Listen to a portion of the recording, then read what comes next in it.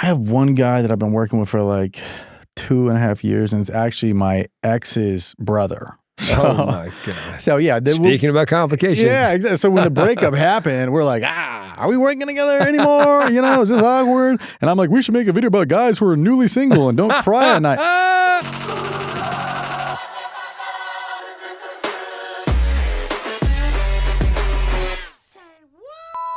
Welcome to another episode of Wild Truth. I have the most amazing, the best of the best, Trevor Wallace in the house. Thank you. Comedian, influencer, producer, director, podcaster, player, all of the above. You got to do everything in this town. You got to be a Swiss Army knife. You got to be ready for anything. Drug dealer, of bodyguard. I think everybody sold drugs at least one point in their life. Gangster. First and foremost, I want to thank our sponsor, White Claws. Thank you very much. Hell yeah. Is this the OnlyFans podcast? Is that why you brought me on here? I got you in good. This dungeon? Yeah. Oh, man, I wish. I got beef with him. All right, that did not work. He cracked way too fast. Okay. That'd be cool if they sponsored you. They'd be making bags. We should talk about the lawsuit or whatever you had with them really fast. That's fun, yeah? Yeah, Yeah, okay. Yeah, essentially I just made a video maybe 4 or 5 years ago about people drinking White Claws, and it was just, it was starting to get buzz, that drink, and then I made that video, and it kind of just I made the video in like an hour and a half, and then it just like popped off. Just the internet, it was just the right place, right time. It kind of felt like right before Wave caught. I was just the first one. And in that, there was a phrase, which haunts me to this day. Ain't no laws when you're drinking claws. Like, it hurts me to say it. Like when I'm at bars, be like, fucking say it. I'm like, no. So the ain't no laws when you're drinking claws, put that on a t-shirt, and then I altered their logo a little bit, but I made the font of that quote look like theirs. Put out those t-shirts on Facebook. I posted a photo of it, and that just blew up. It got shared like a meme. I sold 7,000 t-shirts in, I think, a day. Wow. And I didn't see $1 from it because it was print on demand. So this website, this is literally a random website that I just found. Like, I didn't hit up a merch guy. I was just doing all this on my own. I was just fucking around. I had a roommate. It was like, I think it was like 26, and I was just fucking around. It was a website where you could upload your own design and then have it out like the next day. So you collect as many orders as you can in 3 days, right? Because then they're going to print what's that. And then White Claw saw how many had been distributed or had bought, quote, but also saw how much time was left in the campaign. They're like, we know you haven't printed this yet. So, you got to call it here. If these go to print, that's when we're really going to sue you. So it's essentially cease and desist to stop doing that. But where they got me is we'd already been, a week before that, White Claw reached out to be like, hey, let's have a conversation. Let's see if we can work together, because this video is obviously doing numbers. There's something here. And they're like, if you stop this t-shirt campaign, then we will talk about a brand deal on the next day, Wednesday. This was Tuesday when they're like, you need to take it down. That's what you'd think. So I have a manager at the time. That's really it. And I was like, what do you think? And he goes, I think you should stop the campaign and then try to work with them. And then maybe they'll give a flavor, give you their own cut of merch or something like that. And then that call on Wednesday, the next day, they were like, hey, we don't think you're a good fit for us anymore. What? Yeah. I mean, one of the craziest, so many things I want to say about that company, but it's like, I'm literally your face of your company at that point. Like, now, I don't know if you go to their Instagram, they're not a good company. If you go to their Instagram, it's all like black and white photos of like people like casually sipping. I'm like, I don't think you know your fan base. Your fan base is like shotgunning these and then getting in a Ford F-350 and just doing 120. These are bros. Like, I connect with them. Like the fact that they said that you're not a good fit, I'm like, I'm the only fit. So for me, the t-shirts I get, because how they explain it to me is they didn't want to get sued. They didn't want somebody to go out and get a DUI wearing that t-shirt and be like, but there's no laws when you're drinking these claws. Look, they made this t-shirt. And then what described it for me is that's why Red Bull gives you wings. They put multiple eyes because it's not a real thing. So somebody probably already did or tried to sue Red Bull for being like, they jumped off a building. They're like, where were my wings? They put wings with like multiple eyes. So had I done ain't no laws when you're drinking that claw, guy is dead and he cannot even sue. Yeah, had I put multiple A's in laws, I would have been fine. But I didn't know these things. Wow. I mean, it's so random and it's so quick. Your thing went viral. 100%. You saw an opportunity, you made a shirt, and then all of a sudden. Yeah. But the fact that they said, oh, all of a sudden you're not a good fit after you clearly That's why I don't murdered like that. With the video and put them on the map. That's why I do not fuck with that brand. Not fair, not okay, not a good company. White Claws, you can still... You can hit a Max. Sponsor me. I mean, I'm not going to make any t-shirts. I'll put extra S's. Yeah.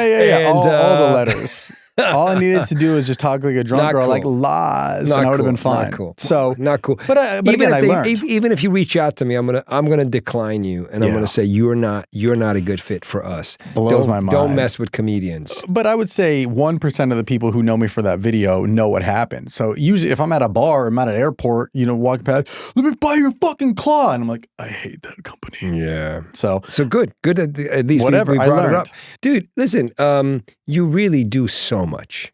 Thank you. And it's evident if someone's not in the entertainment business, maybe they don't truly understand how hard you work, how clever you work, how creative you are. And I guess we should start off saying, first of all, how we got connected. I met Trevor at the comedy clubs around town. Yeah. Specifically Laugh Factory. We do a lot of shows together. And I enjoy you immensely. Like your sets are funny. You're such a great guy. You're such a straight shooter.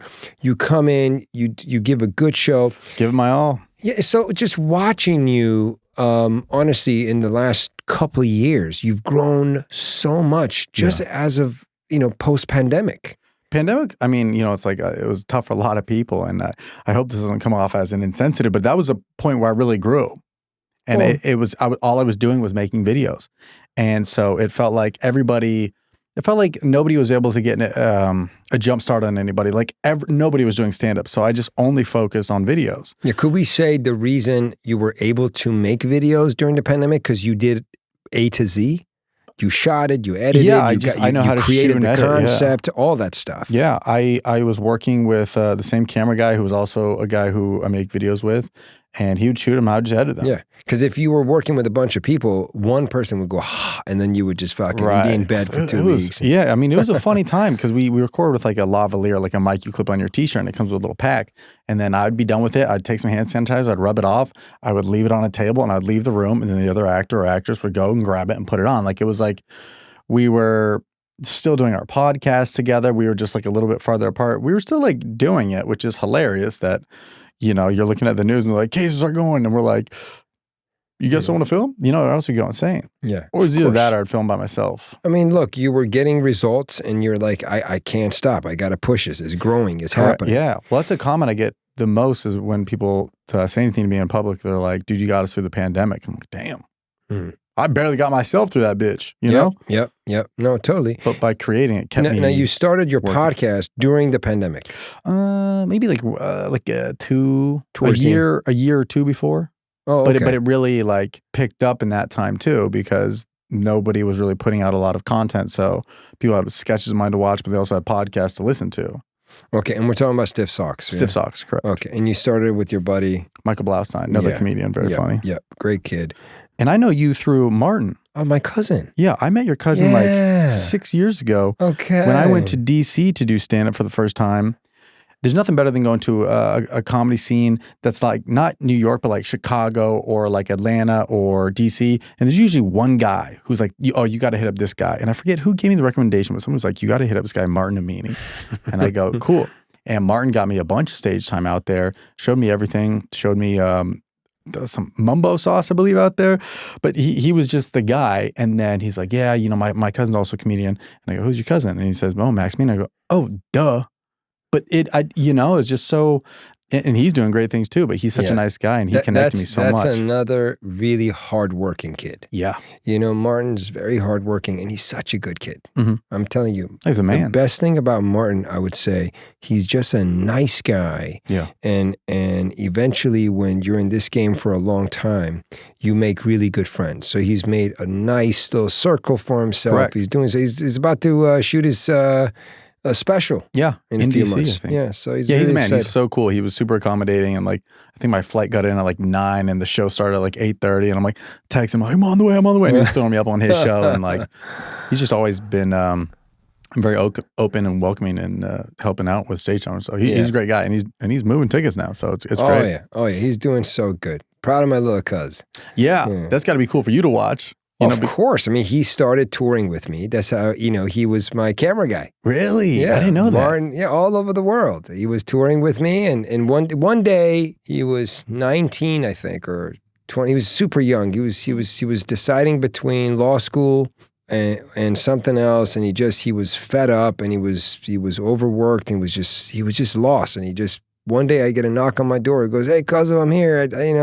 I go, "What's going on?" He goes, "Listen, I just want to stay with you for a few days in LA. I don't know what to do." And he just hangs out with me. He goes, "Man, I love this world. Can I be a producer?" I'm like, "Yeah, just learn the business." So for 2 years, he traveled with me all over the world. He learned how to edit. He learned how to shoot. Yeah. He bought cameras. He saw how I do my tour. He watched so much comedy. And then there was a lot of pressure on him. It was so much work. And then he moved back to DC, and next thing you know, he just hit me up and goes, "Dude, I want to do stand-up. I just tried it. I love this. I think I'm going to be good." And the rest is history. How long ago was that, do you think? About 9-10 years ago. Yeah. Dude, wow. time flies. Oh my God, are you kidding me? I've been doing this for a long time.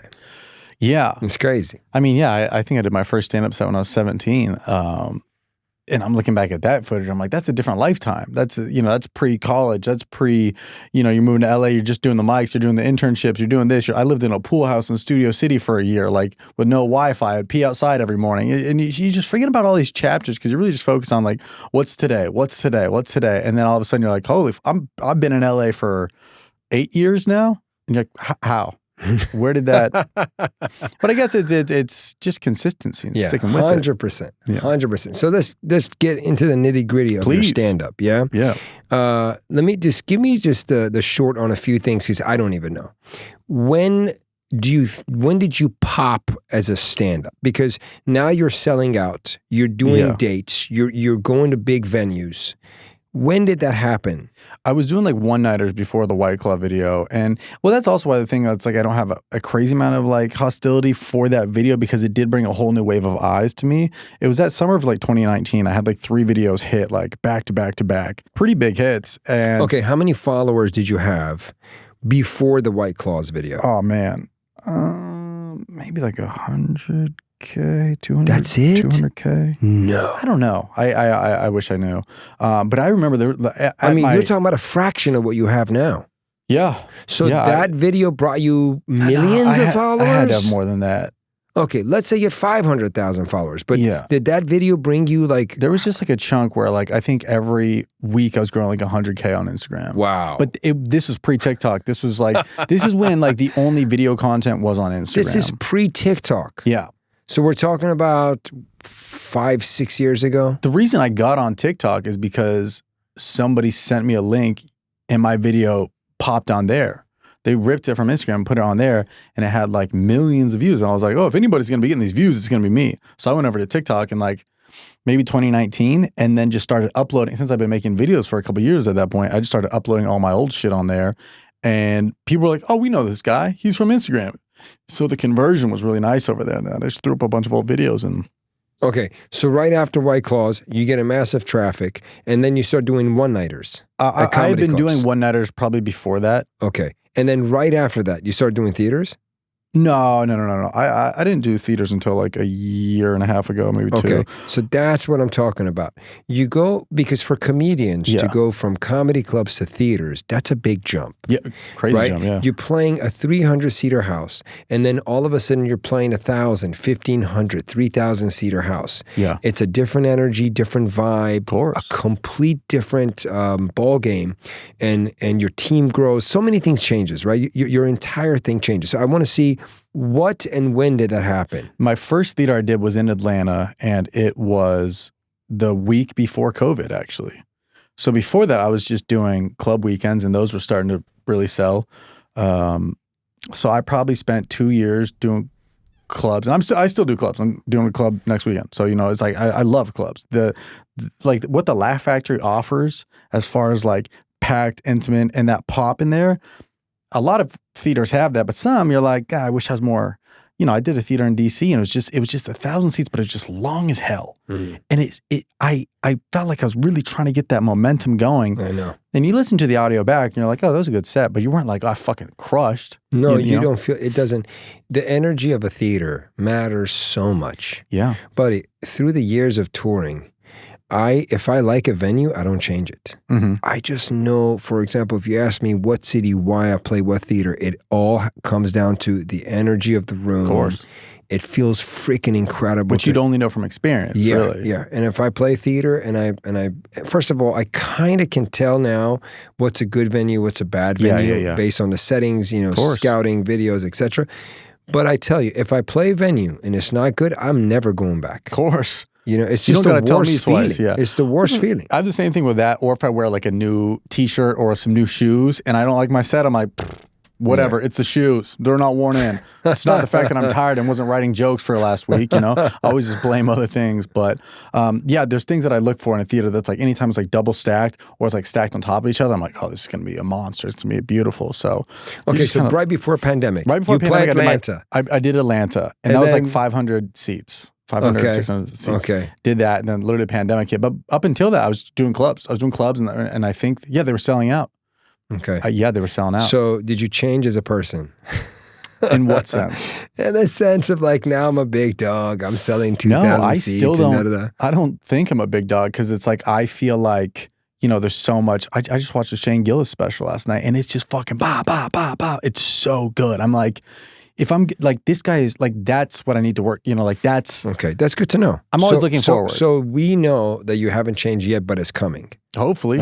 I saw that G-Wagon out front. I need one of those. Later. No, it's like, I just think it's like, I've seen people with big egos and it doesn't. It's such a turnoff. It's a turnoff and it doesn't fit. Let me tell you where the point I'm trying to get at. I honestly, this is my assumption. I think I got more comfortable on stage with who I was and my material. That was the biggest thing that changed. I just like settled in and I was like, this is my humor. You know, it feels authentic to me. But it is. And I can see that because we play the club almost every weekend. Yeah.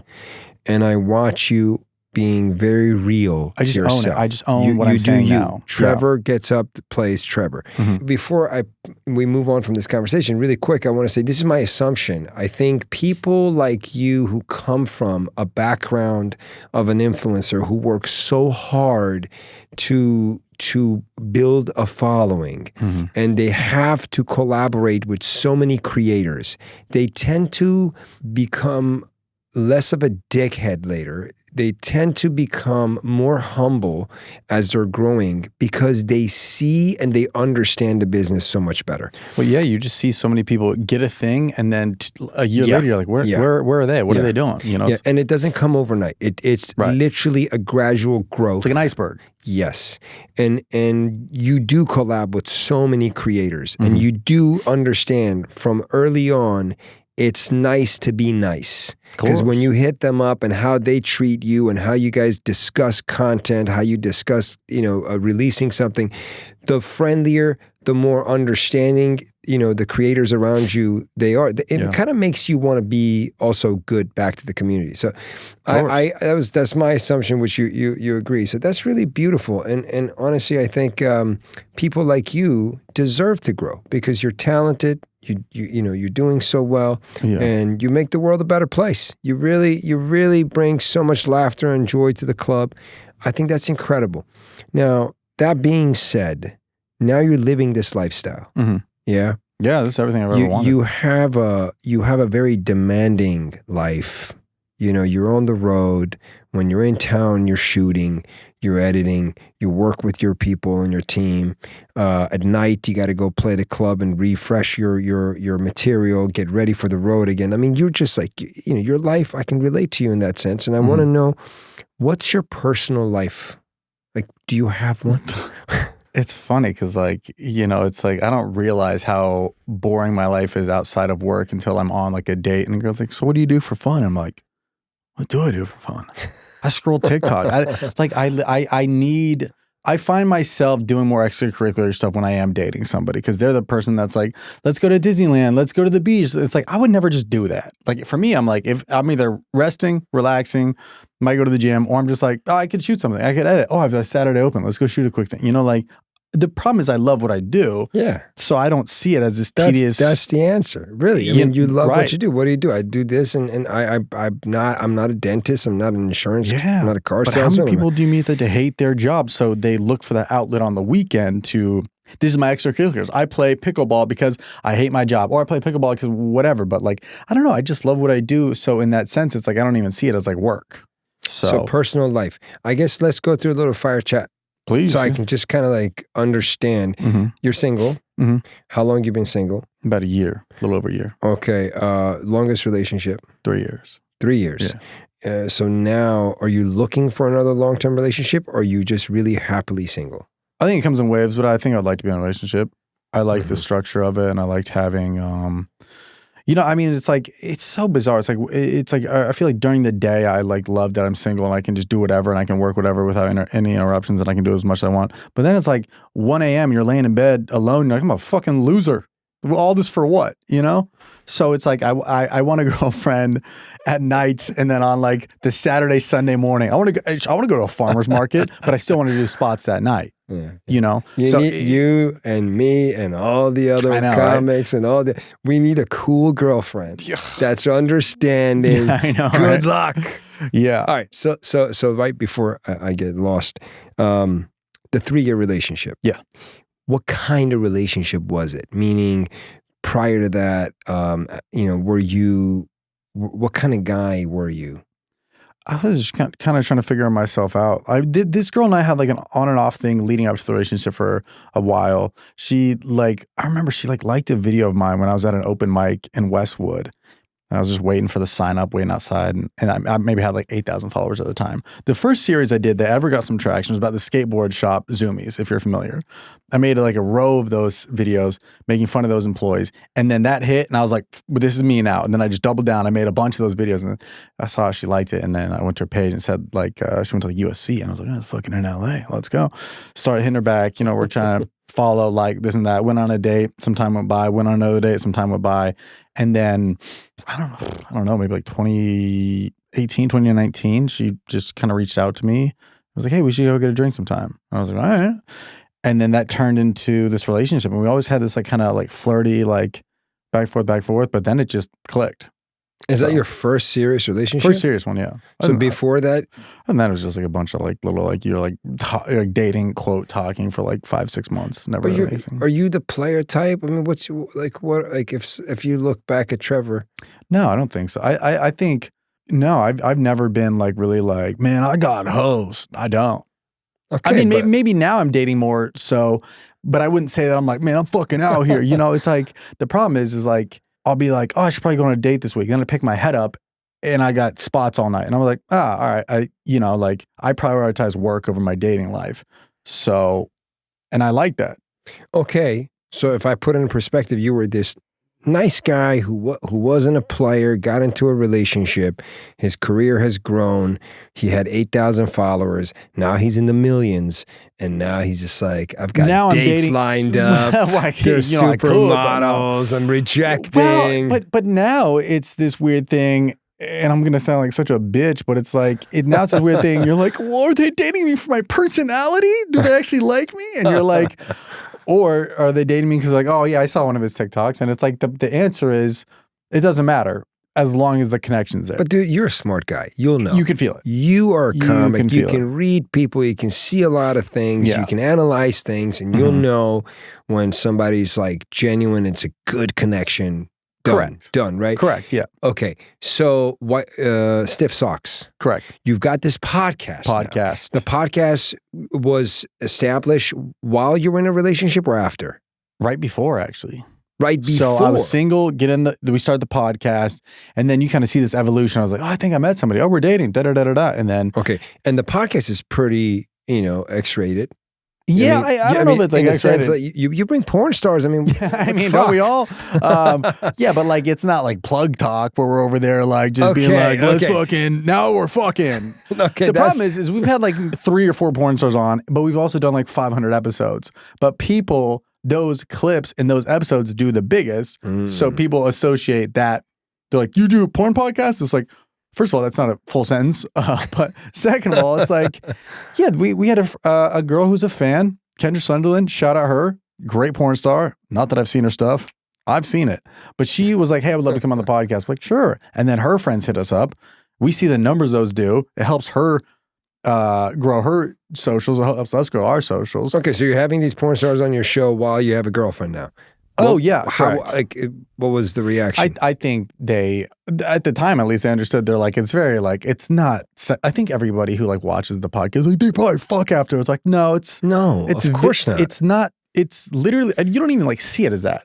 You see it as like just business. They walk in, hey, you need a water, you need anything, be a professional. Good. Well, yeah. I mean, also don't want to make them feel awkward. This happens to me all the time. People think like you come to my studio, we fuck, and then yes, I mean at least making out. Fuck, I wouldn't know. I wouldn't go that. Dim the lights. Not that easy.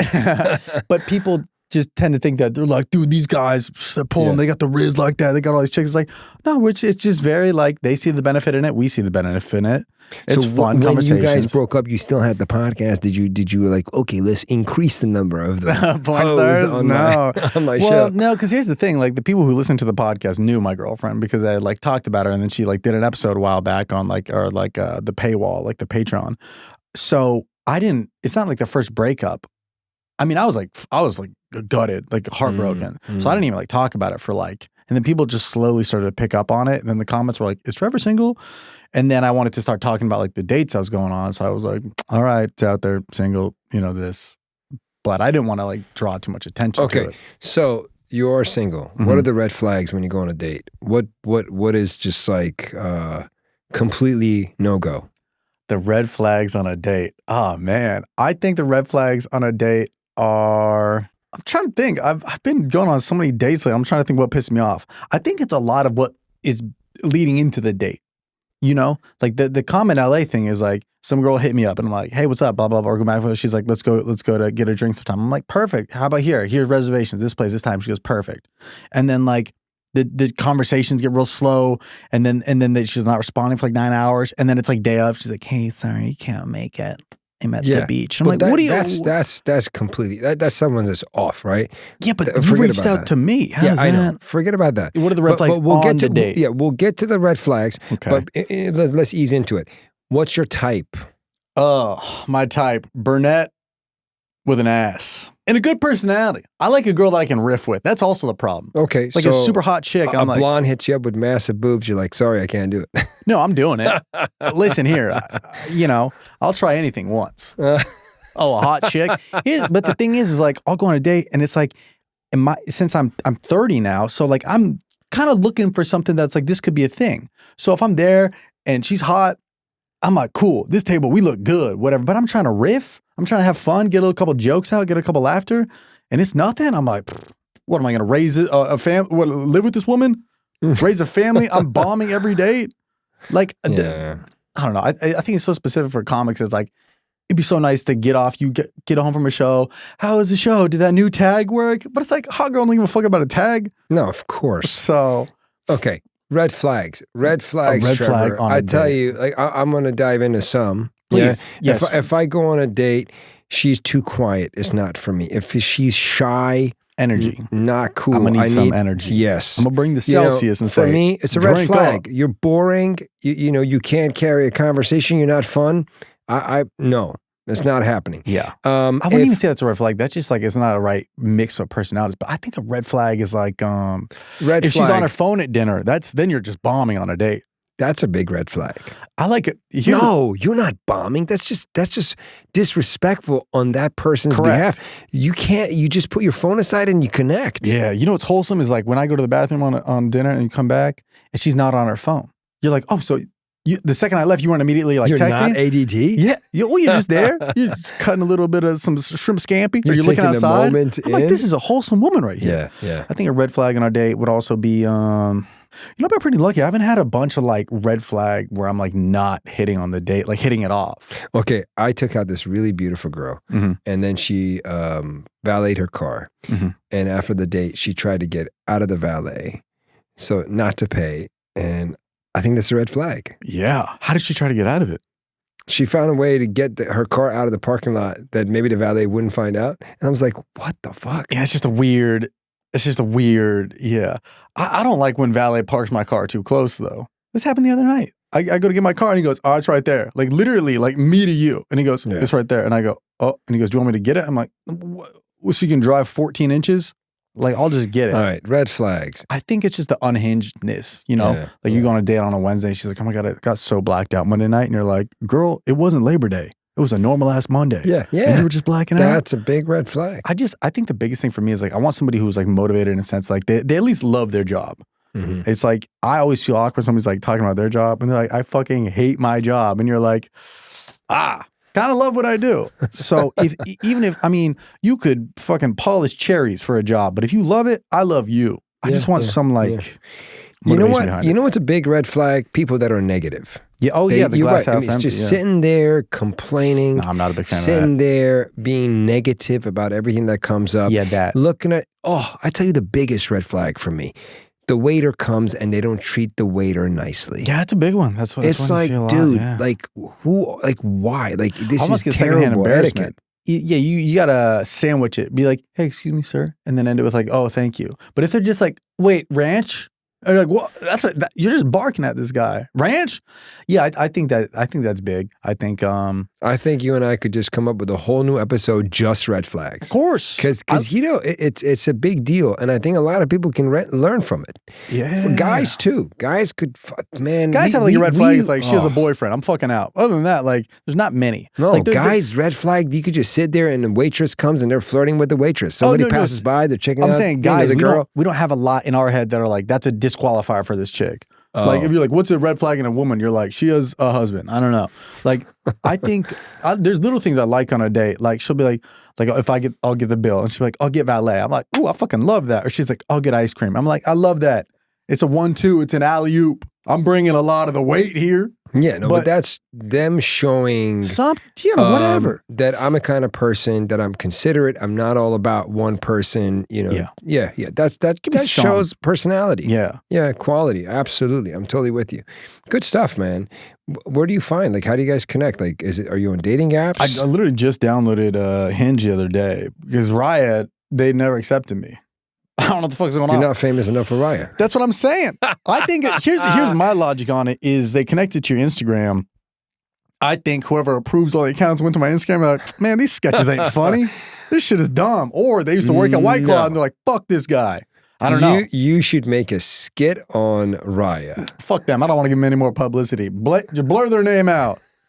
So I just got on Hinge. Wait a minute. Like can you make a skit on something to destroy them? Yeah. You can? Probably. Okay, that would be the skit on Raya. Yeah. I guess. I've had companies reach out to me and be like, hey, can you take this down? This is not a good look for us. Wow. And I'm like, oh, well, if it got to corporate, must be good. Yeah. Like, it's not every day. Like, somebody makes a video and then the CEO of this HQ is like, we need this deleted. Wow. And how did that conversation go? Did they offer you money? I send it to my lawyer and I say, is this a problem? They go, you didn't do anything wrong. And I go, it's staying up. Okay, but what if they offer you, something like substantial and you're like, yeah, I'll take it down. If they offer me money, it's a different conversation, but they never have. They're always just like, this is not what aligns with our company. You know? Oh, okay. Then you're like, go get a life. Well, here's the thing. In a week, is it going to matter? No, that's so true. So after the White Claw thing happened, it like really made me just run. Now I run things past other people and go, am I in any legal trouble for this? No. Would I get sued for this? No. In a week, they'll forget. Yeah, it's so freaking true. Buddy. And it might blow my shot working with this company in the future, but like, I don't care. I just want people, the consumers, on their phone to enjoy it. Do they enjoy it? Is it doing numbers? Great. Buddy, let's learn from Trevor, about trends. about where is the pulse on social media. I mean, look, you're a guy who had a good hunch on what's going to do well, and then it did well, and then you started riding the wave and you were successful at it. So we could say you have a really good feeling for what is going to be popular or what's the future on social media. Give us a little, overall on that. I got like a couple of my biggest video ideas just from my friend who I used to live with when I was in Santa Monica. He was just like this very corporate guy, and he was just like a golden retriever of a guy. So anytime a trend got to him, and he was hyping, he was the guy who showed me White Claws. He's like, dude, these fucking things are so good. And then he was like hyping up Spike Ball, Hydro Flask. So anytime something got big to him, I knew it was mainstream. Like once it got to this, like, and I love him. I'm gonna call him an average Joe for this, bitch. Average. I said once it got to this average Joe level, I go, oh, it's people know about this, because he was a guy who he literally came up to me 2 years after the Kendrick Damn album came out. He's like, yo, this shit's fire. I was like, this has been out for 728 days. Like, so by the time if it got to him, I go, oh, there's a trend here. I would either do that, or you just kind of notice like, what's everybody wearing? What are the hot chicks wearing? When you go to a bar, what are the dudes ordering? What are they wearing? It's the answer for the next viral video is right in front of your face. It's just, is this, because I've also swung and miss. I've also been like, oh, a lot of people wear these, I should make a video on that. And then it kind of does okay. And either I was too late or the trend wasn't big enough. But, I think each video is like kind of just like a giant wave. It's like you either catch it, you miss it, or it's too late. Timing and everything. Timing is everything. Timing is everything. Buddy, what do you see the future of Instagram? Do you think it's going to die? I don't think it's going to die, but I don't think it'll have the hype that it's like Facebook is still around, and I post videos on Facebook because there's still an audience there, but it's not like anyone's. But then isn't it weird that Facebook is not popular, but yet it pays you the most out of all the other platforms? Well, they've been around for so long, they got so much goddamn money, and they're trying to get creators on there. I think the future of Instagram is just going to be, it's going to kind of stay what they're doing right now. It'll always have the video component, but I don't know. I mean, like TikTok really changed the game now that everything's vertical. I mean, fucking Craigslist is vertical. Everything is vertical. Everything is vertical and it's video. Yeah. So what do you see the future of TikTok? I think that they're going to have to, I mean, they're experimenting with it already. They want longer form videos. When I first got on TikTok, they're like, the sweet spot is 3 to 5 seconds. And then they're like, okay, anything around a minute's good. Now they're like, well, you can upload 10 minutes. I think it's like it's really, all we're doing right now is just stretching videos. It's just like a piece of silly putty. And we're like, we want to like this way. Now I want it this way. It's like, as long as you have the content, and I just shoot how I always do, but now I format it different. So I might shoot a 4-minute sketch, but I go, okay, I can chop this into 4 pieces, but I'll make it horizontal, but I'll also post it vertical. So I'm all about the shotgun effect, like. Yeah, I say the way you edit, get it the out zooms, the vibe, the energy, you keep it really fast. Yeah, absolutely. Well, the attention span is so quick. Just watch how people scroll. I mean, next time you're like, before a flight takes off, just watch how fast they scroll. How are you going to catch somebody's attention? That's why all these guys on like YouTube do like the Mr. Beast intro. They're like, today we're on a moving fire car Ferrari. And then it's like a drone shot. Like that's your competition. Well, you just said something really interesting. Watch how people scroll. So that means as you're creating content, you're so conscious, you're so observant. It's more so on the edit, on the behavior of the user, right? So you are editing and you're creating and you're hooking your audience so delicately for these videos to work. Yeah. And wouldn't you say 90-something% of creators are not hitting it because they're not that observant? I don't know if it's, I think they just have too much pride in their work. You got to kind of like, you got to just, it sucks that you shoot this beautiful opening cinematic shot. The car rolls in, the foot steps out, then you deliver your first line 12 seconds in. It's like, sure, I went to film school. I love that. I think it's beautiful. But when it comes down to it, if people aren't watching it, you're like, how do I adapt? The problem is people don't want to, I think it's called murder your babies. I think that's what they say in like the editing world. So you got to murder your babies in the sense of like, yo, that intro's fire, but let's start on somebody talking. It's like people don't want to, they're just stubborn in the sense like, no, this is good. This is funny. This is beautiful. But it's like, you got to kind of tailor to what is working. So, it sucks taking a horizontal video, punching in to make it vertical, and then putting like captions on your face. It doesn't look great, but if that's the standard and that's going to get people to watch, Okay, so you have a really good gut instinct on all this, yeah? I would say so. Yeah, of course, Like, it's I'm always working. wrong. It's working. But now, how do you translate this to your editor? Or how do you pick your editors? Or, Yeah. How do you, what's that process like? I have one guy that I've been working with for like 2.5 years, and it's actually my ex's brother. So, oh my God. So yeah. Speaking about complications. Yeah, exactly. So when the breakup happened, we're like, are we working together anymore? Is this awkward? And I'm like, we should make a video about guys who are newly single and don't cry at night. So it's like, but he's awesome. But when we worked together, when I was in a relationship, it never was super intertwined. It still felt separate. He blew me out of the water. He blew me away. I gave him a project to edit when I was on a flight. He shot something, and the girlfriend at the time was like, my brother edits. You should let him. And I was like, yeah, okay. It's LA. Everybody fucking edits, The CEO of, the guy working at PetSmart edits, right? But then I gave him a project and it crushed it. I was like, oh shit. And then I was going to Hawaii and I really wanted this video out. And I was like, hey man, could you just edit this? And then we can do notes when I get back. He sent me a cut on the flight home and I was like, there's no notes. There was maybe one note. I think I added a note just to feel like I was, hey, this is what I need.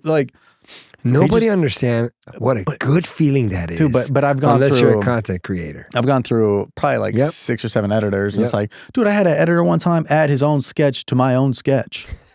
I did a fake erectile dysfunction, and no disrespect to him, but I made a fake erectile dysfunction ad, erectile dysfunction ad, and then at the end he put his own sketch about some reused condoms on there, and I was like, "Did you already have that?" He goes, "No, I shot this," and I go, "So you wasted time getting me a cut so you could put this at the end?" Shit. And he's like, if you want it, and he got 10 million views, and you're like, "What? No, I cut that shit." I was like, "Take that out." And he was a good editor. And there's no disrespect to him. I just wish there was hey, would you mind if I got this idea? Because then I didn't get the edit until later because he added this on at the end. That's too fucking funny, dude. And it's just tough because I've had bad editors. I've never had that before. I mean, it's funny. Someone be like, all right, I got this my stand-up. I'm putting it at the end of yours. But he's a great editor. And we worked together for a couple months and you're just like, it's literally just like a relationship. It's like you find somebody, you think it's good, and then at the end they put another sketch. You're like, the fuck is this? But leading up to it is good. But then it just clicked with this guy, and he just gets my style. How many editors you have? I just have one. Just one? Yeah. So what if this person, life I'm not available for 10 days, and you're popping out videos so often? Yeah, I mean, at that point, I would right now it's very fluid, but yeah, like you said, if he was like, yeah, I'm in, I got to take 10 days off, I'd probably panic a little bit. But then, given the fact that it's Los Angeles, I'd immediately just start texting all my content writers. Do you have an editor? Do you have an editor? But we do get, we're literally having this problem right now. I have 3 full-length sketches that I have banked up. And then I'm going on the road for 3 weeks coming up. And I'm like, I want these cranked out. And it's like, yeah, but I'm working on this. And I go, okay, well, can we shoot this? And he goes, well, I'm working on this. Who's going to shoot that? Dude, how often you're shooting? Are you shooting? Probably once a week. Once a week? Yeah. Okay. Someone said this. We'll do multiple. I'm trying to remember what someone said. Trevor is the dude. He performs on stage, and as he walks off stage, their editors in the back, right there, they're editing the piece and putting it out. Is that true? I've done that before. Okay. For? Just really whatever. So you had your editor in the back of the room waiting for you to finish, and then right there they're popping it up and cutting it. Sometimes that's insane. That guy used to travel with me. That guy that I was telling you about, he used to travel with me, and then there was moments where if something was topical in the news and it played out, and I'll be like, yo, we gotta get this up tomorrow. So those times, yeah. But there's also a lot of times where we'll just look back at the angles and we'll get off the show and be like, all right, let me see what okay, how does that look? How does this look? Okay, I like this angle. Oh, let's punch in here a little more. I'm very hands-on, and it's a blessing and a curse. A blessing being to be. I care and I know what to look like. No, I relate to you on that. You don't have a choice. Well, I also just how want to know. Lucky you would have been if somebody else could have came in and be your vision, your eyes. And it's impossible. And I think being able to know what you want and how to communicate that is so important. It's there's so many times where if I didn't know the film language or what I was looking for, then the videographer's like, you got to help me out. What do you want? And I'm like, all right, let's crop in here. Let's shoot this. It's the fact that I went to film school and I taught myself how to edit and shoot and all this. It's you went to film school to do what? To become what? just film feet. You wanted to direct? You wanted to write? I didn't know you what wanted... I went in undeclared, and they just had a program, a general program in San Jose State, and it was called Radio, TV, and Film. And I was like, something in here will hit. You know, I think I wanted to do radio in the beginning, but radio is kind of like not as big as it used to be. And then I was doing screenwriting classes, which I really liked. But Vine was really the biggest thing that made me like. Vine came out in college, and I started making Vines. Yeah, bunch of people popped from Vine. Yeah, and that's what made me be like, oh, I like this, whatever this is. It feels fun. It doesn't feel too like we gotta light the camera, we gotta turn this the softbox is this way, and you know, like the more production. You went against the grain as a filmmaker. My goal has always been funny. That's why I shoot on a nice camera. But the lighting shit. I would rather the funny. If it looks good enough, I'm starting to shoot more shit on iPhones because it looks more native to the eye. I mean, you know, people at home, if something looks too good, people at home are like, what is this? You know, it's almost uncool to look too good on when you shoot with like too nice cameras. Interesting. But a podcast interview, keep it nice because audio, video, people want to watch that. Quality content. But if you're just doing a sketch, people, you want people to more think that, oh, they just had fun when they filmed this, you know? Instead of like, oh, we had like 20 PAs and 30 people gaffing this. It's like all this for that.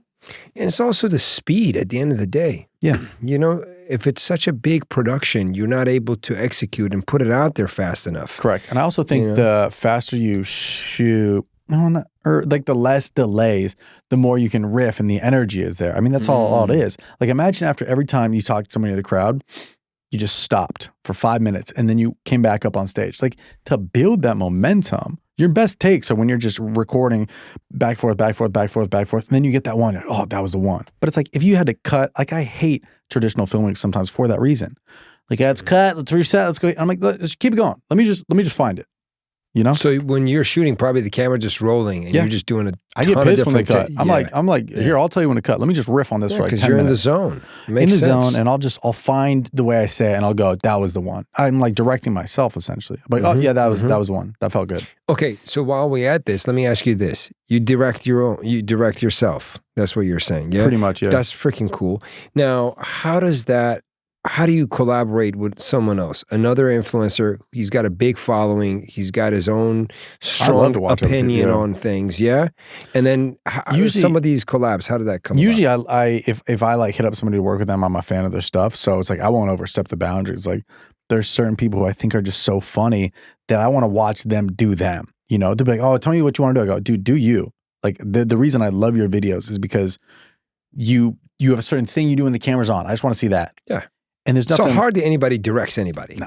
That's pretty mutual respect. The only time I like direct somebody is if it's maybe somebody who isn't familiar super with like video stuff. Like sometimes I'll like have girls in videos who maybe don't come porn from stars. Yeah, possibly. Or OF chicks or whatever. But they hit me up, hey, I want to be in a video. And I go, great, let's do it. And then I'll watch them and I go, okay, that's great. Let's try a little more like that, a little more like that. But then you feel it. It's like, you know, everybody's just warming up. Your first couple takes are so stale. And then they kind of ease into it and like, that was the one. You know, I like to just watch and see it happen. It's fun. Buddy, let's dive into the next area, which I'm really curious about. Like what do you see your future? Oh man. Like where are you headed? Do you have an idea? Or what's the next level for you? The next level, I got a special coming out in November. And I'm just kind of hoping I just hope people like it. I've been doing stand-up for like 10 years. So I just really want people to be like, and I don't really post a lot of stand-up. I post crowd work just because it's fun to throw up there. And I just hope that people go, oh, damn, there's some chops into this. You know, it's like, this is stand-up. It's not like just a. Of course they will. I see it every night. A lot of your fans at the club. Yeah. And they come up to you afterwards and like, man, and again, you're you. You're the same guy. And they get to know you actually even more on stage. That's why I think that this special, I like it. It feels like it's me. It doesn't feel like I'm just like talking to talk. Like it doesn't feel like I'm just like making up stories. Sure, shit's accentuated, but like it all is. Yeah. So you're doing your special, which is awesome. Congratulations. Your first comedy special coming out. Now, what's the future? Like, what do you see yourself? What's the image?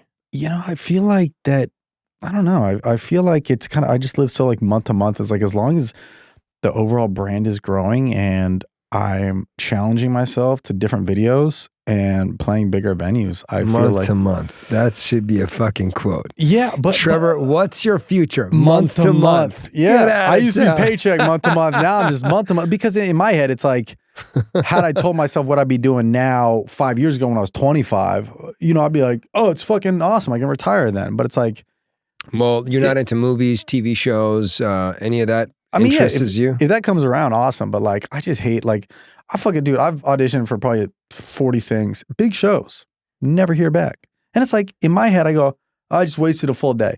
Granted, had I got that audition, could have changed my life. But I already like what I do enough that it's like, I just hate, not having control. Let me ask you this. If you go on an audition and you book a TV series, a TV series that you're going to shoot tomorrow, and this TV series is going to do 8 seasons, that's 8 years. Are you cool with that? Are you cool being on a TV show for 8 years? Yeah, because I feel like in this day and age, you can also still. You think you can still keep this hot of a fucking? No. Yeah. You kind of got to pick that lane once you're there, but it's like, I don't know. If it's a genuinely good show like Euphoria or like, what is the one everybody's watching? The Bear? Something like that. It's like, if it's a good show, I just want people to watch whatever art I do. If it's if it was a soap opera and none of my demographic watched it, but it made a fuck ton of box office, that's when I'd be like, is this for me? Do I want to get in this? Do I want to stay out of this? Do I get out of this? But if it's like a good show, it's like Big Mouth or something like that, and you're still, I guess, relevant in that scene, then I'm fine with it. But that makes sense. If it's a really good show and it's amazing content and people are going to watch it, but everything you said, it's so hard to check in reality. Right. The viewers of television movies becoming less and less, and people love just, flipping on TikTok. Well, it's free. It's accessible. They love it. I love the direct-to-consumer that you and I could right now shoot a sketch and post it in 10 minutes. And it's just there. So I just love that middle ground. So true. I think some of my favorite comics have just, they make cameos. It's like, oh, did you see so-and-so? They were in that episode. Oh, they were in that movie. It's like, I love what I do, but it's like, I think it would be fun to be like, oh shit, Trevor was in this? There's so many comics who have these like little like. Yeah, that's fun. Yeah, it's fun. You're gone for a week. Like that type of shit I'm very interested in. I'm telling you, more and more I'm falling in love with just social media content. I feel like stand-up, social media. I used to, I have my production company. We produce TV shows, made movies. I have movies in production right now. But I'm less and less becoming passionate about that whole world because I see the amount of love you can give to the consumers here, the amount of change you can make, the amount of connection you have immediately with people. Yeah. I also think it's hard to hold on to your passion about like, if you have a movie idea and you're like, I fucking love this, but then 3 years go down the road, it's finally written, shot, edited, chopped, colored. It's like, are you still, but it's hard to hold on to that passion unless you really, really love that idea and you're like, this is my bread and butter. Yeah, it better be so meaningful to you to put 3-4 years of your life in there. Correct. Yeah, absolutely. And then, oftentimes, maybe they've been trying to pitch shows for like 10 years and then it finally gets picked. So it's easier to hold the passion there. But like now it's like, some of this stuff is too slow for me, which is fine because it's like, you can't rush the process of making a movie. I'm not saying that that's their fault. I'm just saying it's like, you lose interest. I was pitching a show over the pandemic, and with each week and each pitch and each time it got altered, it got so far away from the original idea. I was like, I don't even give a shit if this gets picked up anymore. I almost wish it didn't. It didn't. Let me be clear on that. But I was pitching, and it's just like, you see the look in these people's faces. They're like, yeah, it's really good. It's, not what we're looking for right now, but just, it's really good. And you like lose the amount of people that enter it and step on it. They don't know what they're up. Talking about. They've never shot a fucking thing in their life. That's crazy. They're the head of the comedy and I think now they're understanding. Correct. I think now finally the networks are realizing, now it feels maybe we don't know the hell that we need to make. Yeah, well, that's why I think the biggest shows that get picked up are the ones with proof of concept. It's like, this show was very big on YouTube. Each episode got over 1 million views, and then the whoever the production was like, oh yeah, it has a built-in audience. They know what their style, their look, their writing. Work's already done for you. Yeah, but now it's weird. I guess I wonder what it's like in the world on the other side of pitching. It's like they're hearing all these pitches. If I was on the pitch team, I'd be like, yeah, let's see it. What does it look like? Because it could be one thing you're explaining it and you're like, all right, well, what's it like? It's one thing if the waiter at the restaurant's like, we have an Alaskan cod with all this, blah, blah, blah. And you're like, cool, what is it? Is it good? Can I see what it looks like? Yeah. So I think the proof of concept, and that's just kind of what I'm doing. I was just pumping out videos, hoping that some executives like, dude, that character you did on that video, I want that in my movie. Yeah. Okay. So each video I put out in some sense. So in other words, you're auditioning with yes. Yeah. That's all it is. I'm just whoring myself out to the internet and be like, does anybody like this? Buddy, I love that's a vision. And I love that. That's pretty cool. Last question for you, buddy. I just really want to know, how do you see yourself as an old man? That's a great question. Because, you know, you're this young, hot content creator that is fast paced. You know, just you're in a great place of your life. You're releasing your first comedy special. Yeah, it's big. I'm excited. How do you see your 60s and 70s and 80s? Hopefully, it's like somewhere like Monterey, like on a nice house with a beach view, but I can still like I'll still do a weekend at the Omaha Funny Bone. You know? Yes. I think that like drive never really goes away. Never. Once you engrave it into your like work style, your guarantee you it never goes away. I've seen so many older comedians to this day in their 70s and 80s. They get on stage and they come alive. Well, yeah, it's just like nothing replicates that feeling in your life. Maybe drugs, hopefully not. It's a connection you make with people that is extremely special, and it's special for the audience, it's special for the comedian, and that energy is life. Yeah, well, it's the best of life. And that's what's so interesting about stand-up in general. It's like one of the only careers where that does happen. We got the Laugh Factor on Tuesday, all of a sudden Chris Tucker's there. What the hell's he doing there? He's like, I just want to talk to you guys. And you're like, that's awesome. Yeah. Listen. So I think I'll be an older man. I'll be grumpy. Hopefully I have kids. I want a family. I'll be grumpy. Hopefully I can smoke more weed. I don't know. I heard Eddie Murphy just smokes a fuck ton of weed. He gives you your own joint when you go to his house and he watches YouTube videos. So I want that mixed with the drive. Dude, you might be making your best of the best content when you're an old, grumpy old man. You never know. They'll be like, they'll be amazing. Trevor, the old, you gotta have man. Chapters to your career. You know, you gotta evolve. You know, I can't live in this frat boy comedy humor forever. So hopefully it's like, you do want to grow with your audience. You do want to have that, different perspectives, Buddy, what a great chat. Yeah, hopefully it wasn't too boring. It wasn't too inside baseball on my end. It's impossible for you to be boring. That's hands down. You know what? You're genuine. You're such a great dude, man. And I want to congratulate you for that first, and then being talented, hard worker, great creator, and I'm positive you have an amazing career ahead of you. And I know you're going to stay this incredible Trevor you are today, and that's a testament for all the other young artists that are coming up. Yeah, thank you so much. That means a lot, man. Thank you. Buddy. Appreciate it. I'm going to drop White Claw's offer. Please. That's all I want to hear. That's it's not happening. That means the world. Thank you so much. And anybody else who has a White Claw offer on their desk, just rip it up. They're owned by Mike's Hard Lemonade, so who's a real loser now? So next time you're drinking a White Claw, it's actually Mike's Hard Lemonade. That's it. That's how we end the show. Peace. Beautiful.